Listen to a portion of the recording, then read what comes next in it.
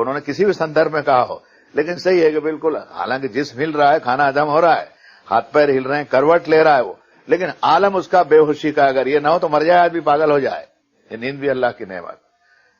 لیکن اس نیند سے جاگے گا اگر اللہ جگانا چاہے گا، لیکن وہ جو موت کی نیند سو گیا نا تو پھر جگایا نہیں جا سکتا سوائے اللہ کے، قیامت کے دن کے پہلے اس کی جگائی نہیں ہو سکتی۔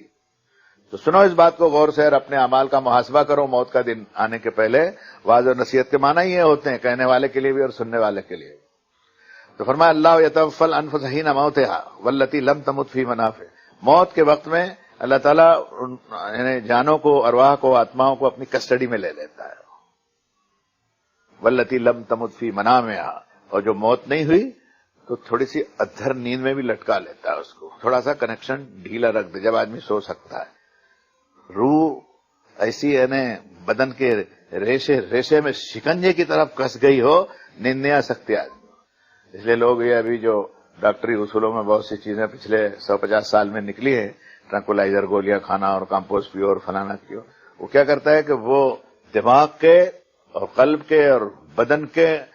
بندھن کو تھوڑا ڈھیلا کرتا ہے کہ اسے مردہ سو تو جائے، سوئے گا نہیں تو پاگل ہو جائے گا، اس کو نیند آنا ہے۔ اب تو بعض چیزیں ایسی بھی ایجاد ہو گئی، جیسے ڈاکٹر آپریشن کرتے ہیں بڑے بڑے اور اس میں جو انیستھیسیا اس کو دے دیتے ہیں تو وہ تو معلوم نہیں کہاں چلا جاتا۔ مجھے تجربہ ہے اس کا، مجھے اچھا بھی بہت لگتا ہے، جو گئے سو گئے، اب دکھ ہی نہیں رہا کیا ہو رہا ہے جسم کے ساتھ میں۔ تو معلوم ہوتا ہے کہ کوئی ایسی چیز ہوتی ہے جسم کے ساتھ موجودہ دور کے دواؤں کے اثر سے بھی کہ اس کا کنیکشن ڈھیلا ہوتا ہے، مگر نکل نہیں پاتی، وہ پھر واپس آ جاتی، اس لیے کہ موت کا فیصلہ نہیں ہوا۔ اس لیے قرآن مجید نے فرمایا، کیا شان ہے، اس نے فرمایا فَيُمْسِكُ الَّتِي قَضَىٰ عَلَيْهَا الْمَوْتَ وَيُرْسِلُ الْأُخْرَىٰ إِلَىٰ أَجَلٍ مُّسَمًّى، کہ جس کے اوپر موت کا فیصلہ ہو گیا اس کو تو روک لیا ہوا، اور باقی کو پھر نیند میں سے اٹھا دیا اور اٹھ کر کے وہ چلنے لگ گئے۔ ہم یہ کہہ رہے تھے کہ اس موت کے موقع کے اوپر فرشتوں کی جو جماعتیں آتی ہیں اس میں ایک نیکوکار کی روح قبض کرنے کے لیے ہوتی ہیں، ایک بدکار کی روح قبض کرنے کے لیے ہوتی ہے، اور موت کے پہلے جھٹکے کے اندر آدمی کو یہ معلوم ہو جاتا ہے کہ میں نیکی کے ساتھ زندگی گزار کر کے چل رہا ہوں یا بدی کے دور سے میں گزر رہا ہوں اور اب آخرت میں میرا قدم ہوں۔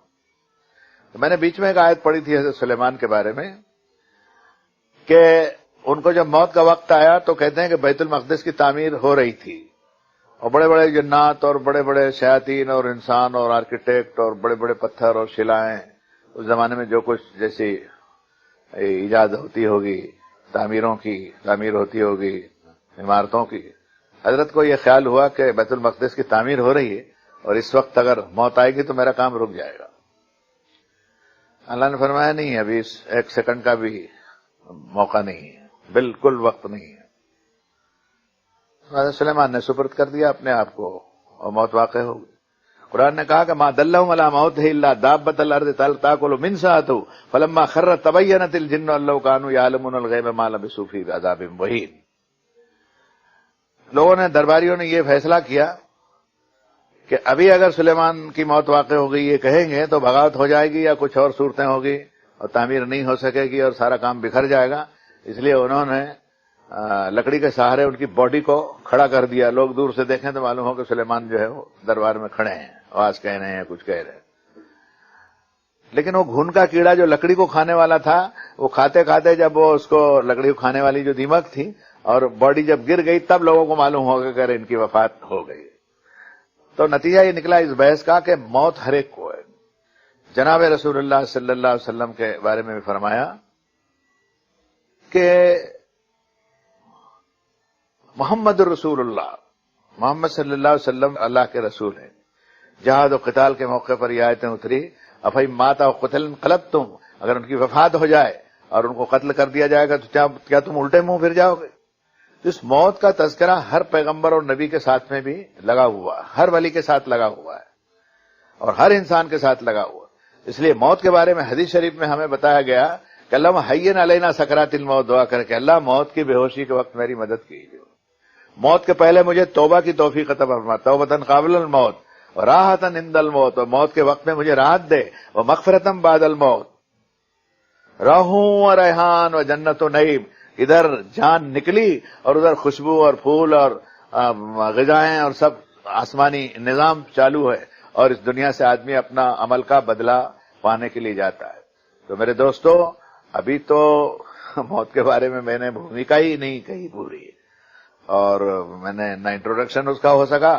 نہ اس کی تمہید ہو سکی. اس کے لیے تو گھنٹوں کی بحث چاہیے،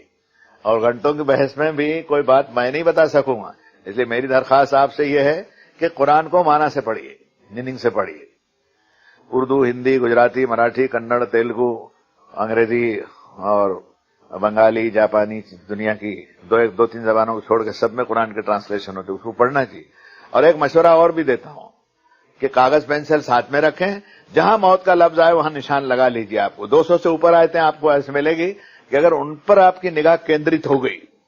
تو موت کا پورا نقشہ آپ کو آ جائے گا، آپ کے سامنے آ جائے گا. اور موت کے بارے میں جو انسان دھوکے میں ہے، قرآن نے کہا لقد كنت في غفلة من هذا،